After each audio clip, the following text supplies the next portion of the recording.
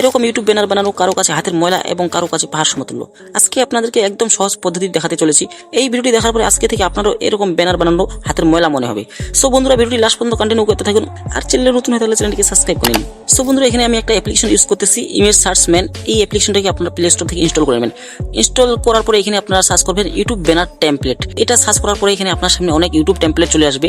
এখান থেকে আপনার যে টেমপ্লেটটি পছন্দ হবে ওটাকে আপনি ডাউনলোড করে নেবেন। তো এখানে আপনি যতই নিচে যাবেন ততই এখানে ভালো ভালো টেমপ্লেট পেয়ে যাবেন। অ্যাজ ইউ লাইক, যেটা আপনার ভালো মনে হয় ওটাকে আপনি এখান থেকে ডাউনলোড করে নেবেন। এখান থেকে ডাউনলোড করার পরে এখন আমরা চলে যাব নেক্সট স্টেপে। সো এখন আমরা পিক্সেলab অ্যাপ্লিকেশনটাকে ওপেন করে নিব। পিক্সেলবে আসার পরে এই লেখাটি প্রথমে আমরা ডিলিট করে দিব। ডিলিট করার পরে এখানে আমরা থ্রি ডটে ক্লিক করে আমাদের ইমেজ সাইজটি সিলেক্ট করব। ইমেজ সাইজে ক্লিক করে এখানে আমরা ইউটিউব চ্যানেল ব্যানার এটাকে সিলেক্ট করে নিব। এটাকে সিলেক্ট করার পরে এখানে আমরা ব্যাকগ্রাউন্ডে ব্ল্যাক কালার ইউজ করব। এরপর এখানে প্লাস এখানে ক্লিক করে যে টেমপ্লেটটা আমরা ডাউনলোড করলাম ওই টেমপ্লেটটাকে আমরা এখানে নিয়ে নিব। এখানে আমরা রিলেটিভ সাইজে ক্লিক করে টেমপ্লেটের সাইজটাকে এখানে 100 করে দিব। করে দেওয়ার পরে এখন এটাকে এখান থেকে লক করে নেব যাতে এটা নড়ানড়ি না করে। এরপর এখানে প্লাস এখানে ক্লিক করে কয়েকটি টেমপ্লেট ইউজ করব। তো বন্ধুরা, আমি এখানে যে টেমপ্লেটগুলো ইউজ করবো আপনারা এগুলো সবগুলোই আমার ডিসক্রিপশনে পেয়ে যাবেন। তো ওখান থেকে আপনারা এগুলোকে ডাউনলোড করে নিতে পারেন। এরপর এখানে আমি পিএনজি নিয়ে নিলাম। এই পিএনজিটাকেও আমরা এখান থেকে রিলেটিভ সাইজে ক্লিক করে 100 করে দেবো। এরপর এটাকেও আমরা এখান থেকে লক করে নেব। এরপর এখানে আবার প্লাস এখানে ক্লিক করে গ্যালারি থেকে একটা পিএনজি নিয়ে নেব। তো এই পিএনজিটাকে জায়গা মতো বসিয়ে দেওয়ার পরে পিএনজিটাকে আমি নিচের দিকে নিয়ে আসবো, এখানে মাঝখানে। তো এটাকে মাঝখানে নিয়ে আসার পরে এটাতে একটা আমি কপি তৈরি করবো। এটাকে কপি করার পরে এটাকে আমি রাইট সাইডে নিয়ে আসবো। এরপর এখানে 3D রোটেটে ক্লিক করে এখানে ওয়াই অ্যাক্সিসে 180 করে দেবো। তো এটাকে রোটেট করে নেওয়ার পরে এটাকে আমি নিচে নিয়ে আসবো। তো নিচে আনার পরে এখন এই দুইটাকে এখন এখান থেকে লক করে দিতে হবে। এরপর কালারে ক্লিক করে পিএনজিটাতে আমি একটা কালার ইউজ করবো, যেটা আপনার ব্যাকগ্রাউন্ডের সাথে কালারটা ম্যাচ করবে ওই কালারটিকে আপনি এখানে পিএনজিটাতে ইউজ করবেন। এরপর এখানে আমি লেফট সাইডের পিএনজিটাতেও একটা কালার ইউজ করবো। তো এখানে আমি কালারে ক্লিক করে এখান থেকে আমি ইয়েলো কালারটিকে সিলেক্ট করে নিলাম। সো এইভাবে দুটোতে আমি দুই রকমের কালার দিয়ে দিলাম। এরপর আমি এই দুটাকে এখান থেকে লক করে দেবো। লক করার পরে এখান থেকে আমি আবার গ্যালারিতে আসার পরে এখান থেকে আমার একটা পিএনজি ইমেজ নিয়ে নিব। ইমেজটি নেওয়ার পরে আমাকে এই যে মার্কটি দেখতে পাচ্ছেন, দুই পাশে দুইটা মার্ক রয়েছে, এই দুইটা মার্কের মাঝখানে আমাদেরকে যা কিছু লিখতে হবে।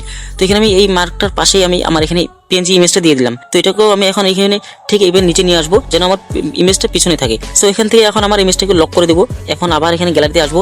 আসার পরে এখান থেকে আমি একটা পিএনজি ইউজ করবো। তো এই পিএনজিটিকে নেওয়ার পরে এটাকে আমার ইমেজের পিছনে দিয়ে দেবো। তো এই জন্য এখানে ক্লিক করে এটাকে আমার ইমেজের পিছনে দিয়ে দিলাম। এখন এটাকে এখান থেকে লক করে নেবো।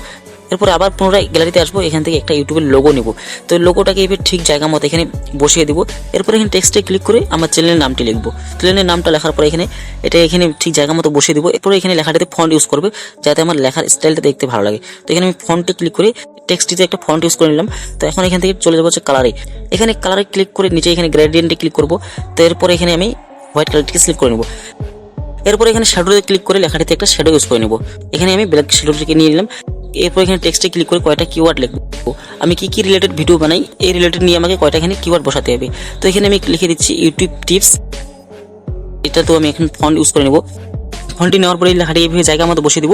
জায়গা মতো বসানোর পরে এই লেখাটিতে একটা কপি করে নেবো।